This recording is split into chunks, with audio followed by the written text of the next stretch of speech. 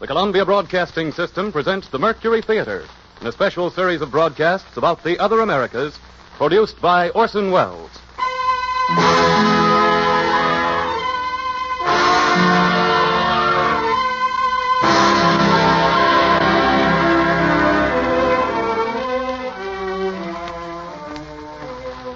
Hello, Americans. I stand here in a room of a building in this modern city, surrounded by streets and planning and the shadows of monuments. There are parks here, playgrounds and plazas, churches, cathedrals, and holy air. There are marketplaces, laughter of people, electricity, motor cars, the singing of women. Age is here, and the wisdom of it. Time is here, in the stillness of the land. Time surrounds the city with huge hills, snow-covered, solemn. The conquistador lies below us now, beneath the foundation of the buildings, beneath the stones of the city lies. All the weapons of slavery are dust in the earth. The chains, the lances, the cannon, the hard skulls, all are packed down by the weight and anger of centuries. There were graves in Mexico for tyrants then. There is room for graves still. He who comes to conquer this soil will learn to sleep under it forever. A mile from where I stand, the voice of Moctezuma spoke. His palace is now one side of the Plaza Mayor. In the subsoil of the Plaza Mayor, the Aztec calendar stone was found. Piedra del Sol, the stone of the sun. On its stone face are carved figures. They tell the time, the month, and year, frozen in the giant stillness of the past. They return us to the time, to the history, to the names, to the invisible dead. Kukulkan, Quetzalcoatl, the god, tall with white skin. He went among the people. The land is sacred. It belongs to those who work it, who plant and reap, not to those. Slavery is ungodly. Each man is master of his own body. There is enough in this land for all. All should benefit. I, Emperor of the Aztecs, proclaim that Quetzalcoatl be punished. Find him!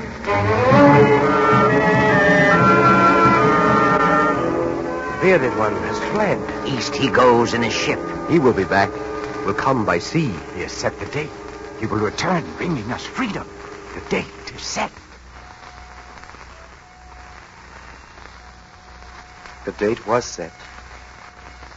1519. Almost on the day, a sail appeared in the east. The people quivered with hope. Moctezuma trembled on his throne in the mountains. The sail sagged on the mast, and a man set foot on Mexican soil. Cortez, Hernan Cortez.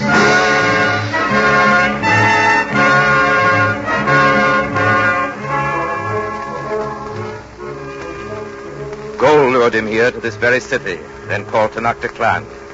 And it stood in a clear lake like a jewel.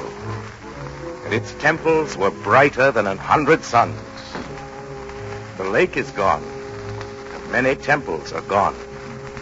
But Moctezuma walks in the blood of Mexico, with all his sadness and suffering. Moctezuma, standing at the temple, facing the terrible god of war. What do they bring, these white strangers who march westwards from the coast? Shall we sharpen our flints for them? Only the wind answered. Only the silent air, with its wild omens of doom. I speak to you, O God of peace. What do these strangers bring? Do they tell you, Moctezuma? Do the gods warn of the Spaniards? The white men? Will you call out your warriors, O king? Let them enter the city. Perhaps they are children of the sun. Bring them fruit and wine. They shall know we are not cannibals. The causeway's open, and the Spaniard armor shines like the surface of the lake. The air is quiet on this day. Cortez, horseman, hero, advances to the center of the city, smiling. White visitor, be welcome. This palace belongs to you and your brethren. Rest after your fatigues.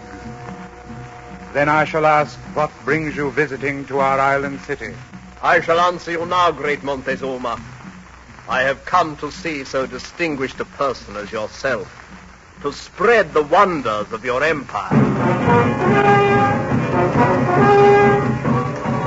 We must prepare for a bold stroke. Montezuma's uneasy. He asks questions. Shall we battle their army, then? No, we strike where we'll dazzle them most. We strike at Montezuma, the heart of the body. Do you dare, conquistador? A few hundred men, a known quantity of blood, to pit against these minions? I tell you, Montezuma, this is no time to seek counsel from the stars. These men are not gods. They walk as men. They can die as men. Too late. Too late. The Spaniards strike swiftly.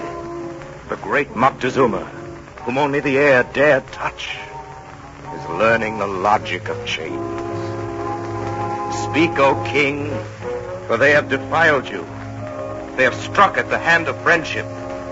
This very moment they run through the temples, looting and burning. The civilized man has come bearing gifts, Moctezuma. The Eastern world has come to save you. They prod you to the window. They have a knife at your back, O Emperor. Your people are below, impatient, deadly. Speak, Montezuma. Tell them to lay down their arms, or you'll die. Be tall at the window. Be strong. Be greater than these conquerors. Below, the Aztecs sound like a burning forest. They think you betrayed them. They throw stones. Be strong, Moctezuma. For the arrows are on their way, dipped in their anger. Arrows for your heart. The blood is out. It falls. The empire bleeds. So, Cortez, is your triumph here? You're far from Cuba now, or the sea. You're in a city on a lake, and the causeways bristle with men. Mexico waits for you, conquistadores. Listen, on the open causeways they fought. The Spaniard hacking his way through, the bridges pulled down. The Aztecs dragging the riders down to the water. And they fought on the bridges and under. Fought with the fury of tigers. The men from the east and these tough warriors. And the wind, heavy with the odor of blood. There was no surrender. There was death and pestilence. But there was no surrender. There was ruin and desolation. And a forest of dead covered the Valley of Mexico. In the history of conquest, as Genghis Khan, Napoleon, Hitler, and the rest are called great, so Cortez was great. No adventurer was ever more daring. He burnt the ships that brought his little army from Cuba so no man of his could turn back. A handful, stifling in rusty armor, they braved strange mountains, terrible jungles, and lived to assassinate a civilization. The Aztecs fell before the gun and the horse, and the slave empire of Moctezuma joined the dust of empires. So the Spaniard raped Indian Mexico and held it in chains for 3 centuries. Mexicans won back Mexico in the end. But the Spaniards came again. This time, a joke of history by invitation. Another shipload of Spaniards has come. Over 2,000 in one ship. Your grandfather is sleeping. I'm not sleeping. What is this about 2,001 ship? Don't try to hide it from me. I know.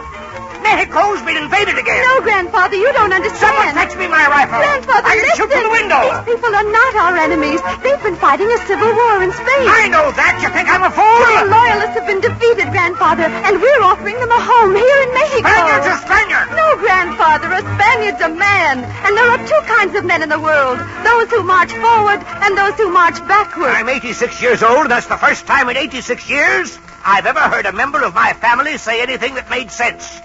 Somebody fetch me a glass of wine.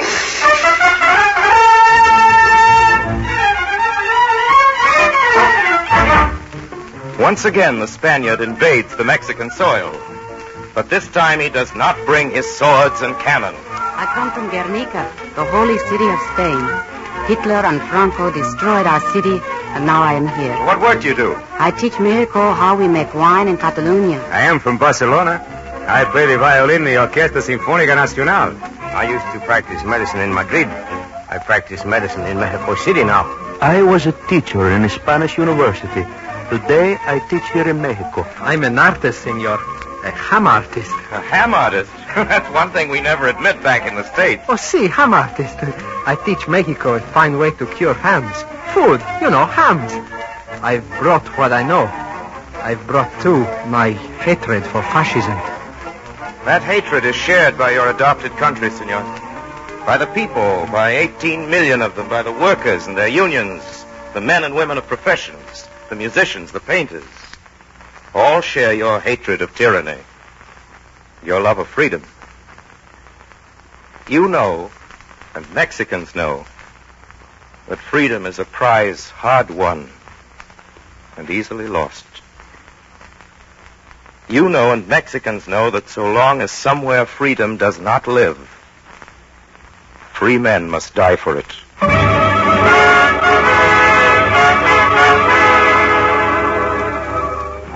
For 300 years after Cortez, Mexico bowed her head. Then the bones of her ancestors stirred. The Indian blood, the peasant anger stirred again. And from the south, the grito de Dolores, the cry of 50,000 peasant voices, thundered their anger against the Mexican skies. Father Miguel Hidalgo, obscure parish priest, the father of Mexican independence. We are resolved to sustain man's inalienable rights. We will sustain these rights by letting rivers of blood, if necessary. Rivers of blood did flow, but they left a brief red stain on a conscience of a people. And from his prison cell, the captive priest put by his beads and spoke to the sons of men. O ye who inhabit the earth, be my witness. I call you to behold the crimes which have been here perpetrated, and in my deep grief, call the whole world to see for itself the pain which is here in my land.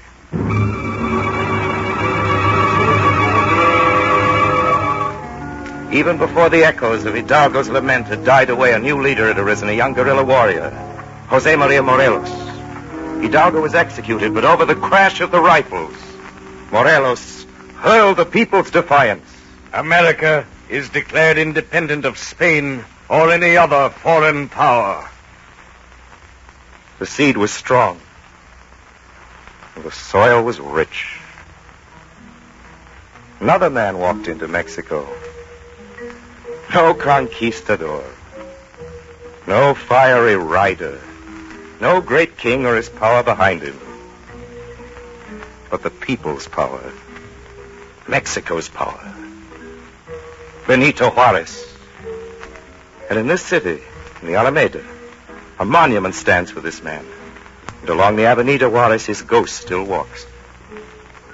This time the conquistador was within, and the people closed their terrible ring, and Emperor Maximilian learned what Cortez did. The soil of Mexico has room for tyrants. Centuries of room. This man Juarez, This lawyer with craggy face and stovepipe hat. Lincoln of the lower continent. What fire burned in his silent eye? These hands are hands of a peasant. His face has known a whip. The back, too, is bent. In school, the Spanish gentlemen turned their backs as if my Indian face was a disease. I am not bitter. I am ashamed for Mexico. Lawyer Juarez to Governor Juarez. With the wind of war rising among his people, poverty's war. And Juarez walked through village and city, searching, keeping his faith with the people, taking his strength from the people. For he was one of them. The poor, the proud. Why are the workers on the road chained? Why are the workers in the mines chained? You see, senor, there are reasons. Besides, they are happier that way. So, a Mexican is happier in chains. You think so?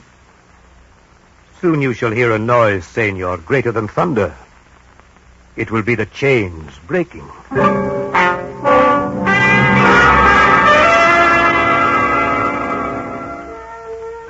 Juarez waits for the hour to strike. Waits like a boatman for the tide. Listens to the stirrings of the people. Juarez could wait. His people had waited for centuries. There was strength in waiting, and the moment had come. Juarez, in exile, penniless, leaves his rooming house in New Orleans. Alone, he returns to Mexico, the center of flame. He walks through the jungles alone in his black coat to meet his army. Walking with the strength of hills. Walking with the wheel of history. By foot, by ship. Alone he comes. Welcome home, Wallace.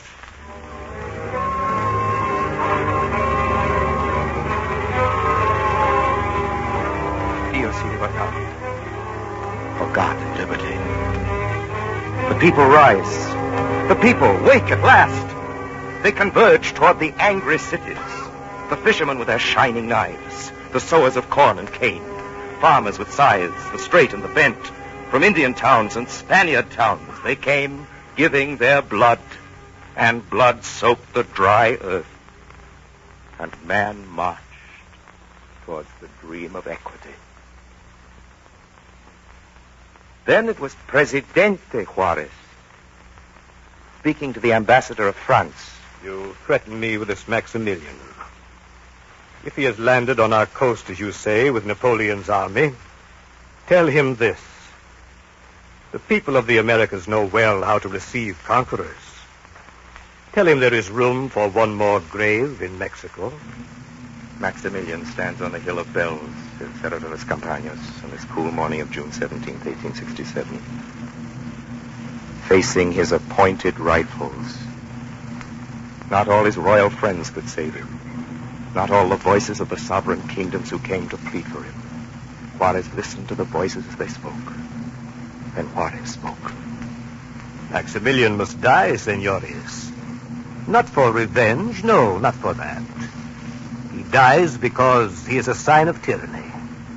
Mexico says to the world, know that as Maximilian dies, so dies his dream and the danger of it. The people have spoken.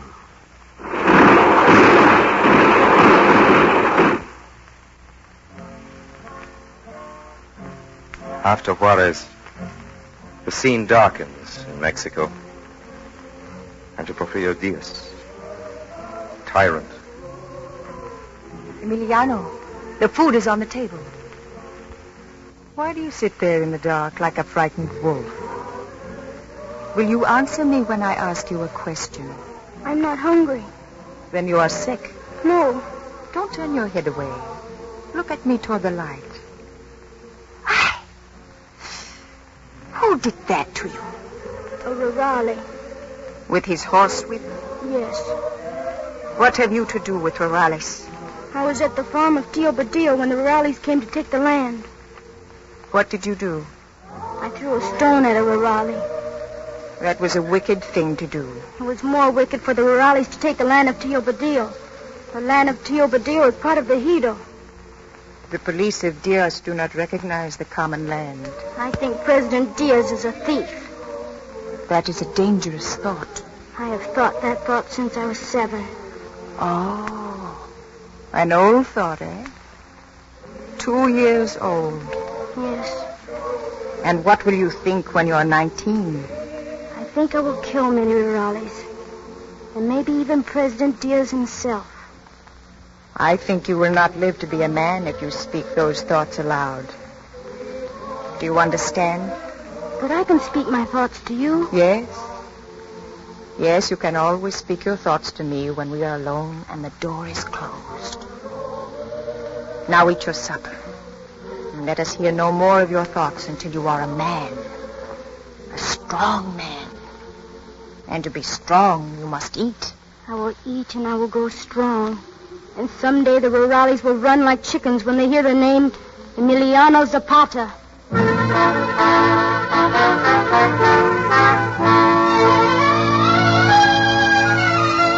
In my own office, without an appointment, without any warning, this flea-bitten, ragged, stinking crowd of peasants. Bandits. Bandits, worse. Crowd of illiterate villagers who wanted to take action against the hacendados, claiming they were stealing their land. Such claims are common. The leader of these peasants... Yes, I know. Emiliano Zapata. Yes, well, he had very little to say when I offered to call the police. Then they went quietly enough. They have no appetite for the rurales. They think because they were born on the land that it is theirs. The next thing you know, the parrots will be flying in from the jungles and claiming the mahogany trees are theirs because they were born in them. A parrot can talk, too, you know.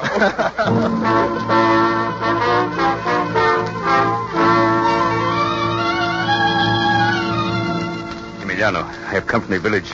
They have posted a paper about you in the Plaza de Armas. What does it say? You are banished from the state of Morelos. You are not permitted to return, on pain of death. They've made me an outlaw. Very well. Others will join us.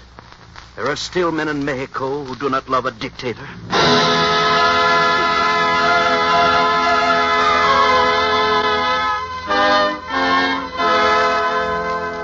Zapata's white horse pounded like a war drum through the villages.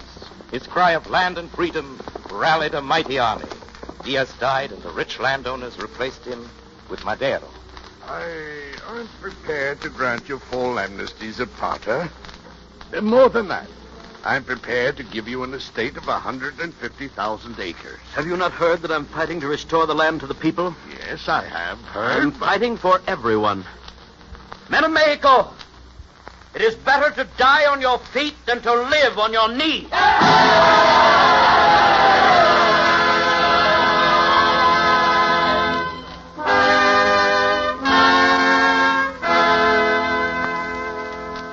There are those in the state of Morelos today who will tell you that the body publicly exhibited on April 10th, 1919, was not Zapata, but a wax figure. Zapata is not dead, senor. He still rides. The thunder of his horse's hoof shakes the world. He is finishing what he started. Every man will have his own foot of land, and there will be no hungry child anywhere, and the buzzards who live on death will die of starvation. The people march, asking questions. Land is poor. There's no water for the soil. Can we grow food from stone? We have many oil wells, true, but where is work for us? Our children die of disease. Why must that be? There are no schools. Must our children not be able to write their names? They say we are a rich land. Rich for whom? Tell me that. Asking, searching, taking on the democratic stature. Somebody said Mexico is the land of mañana. Mañana means tomorrow. And tomorrow in Mexico is no longer an excuse. Tomorrow is more now than a promise. Here is a land with the longest yesterday in the New World. And no American nation has so advanced in the third decade of our century. No American people are more solemnly consecrated to the future. Viva la Revolution again? Yes. This time it's the National Revolutionary Party, the PNR, the CTM, the Confederation of Mexican Workers. We've arrived at the year 1934. They're cheering the new presidente, Cardenas, elected by the will of the majority. ¡Viva Cardenas! ¡Soldado de Popular Front! ¡Abajo el fascismo!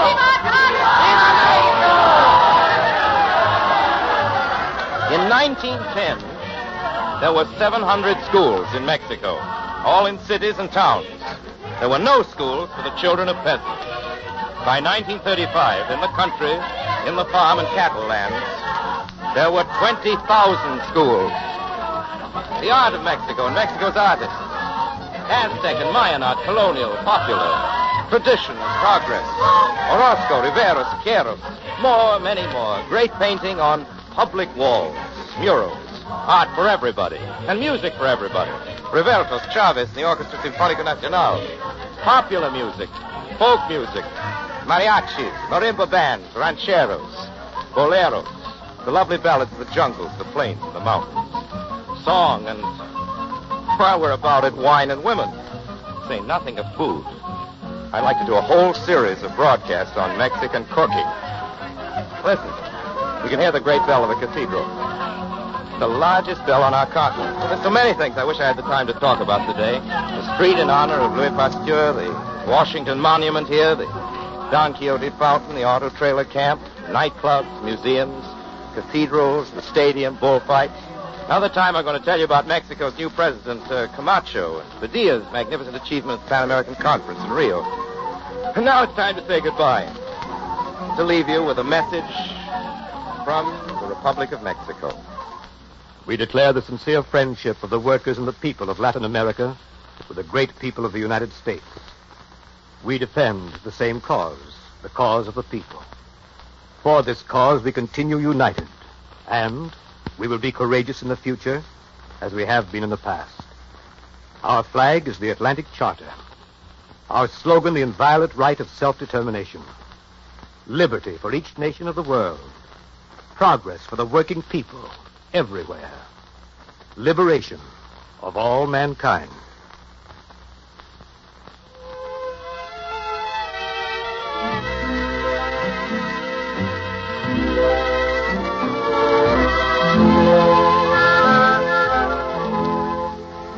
You have been listening to the 8th in a series of programs about the other Americas, in which the Columbia Broadcasting System is presenting Orson Welles and the Mercury Theater.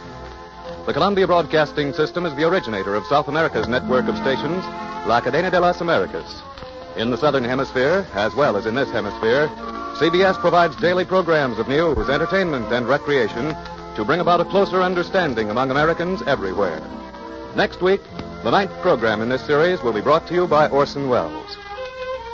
Mr. Welles has recently returned from an 8-month visit to the Latin American countries for the office of the Coordinator of Inter-American Affairs. In the cast tonight, Laird Tregar was Montezuma, Hans Conried was Cortez, Ray Collins was Juarez, Lou Merrill Zapata, and Agnes Moorehead, Zapata's mother. Original music tonight was composed by Lucien Moravec and directed by Lud Buskin. This is the Columbia Broadcasting System.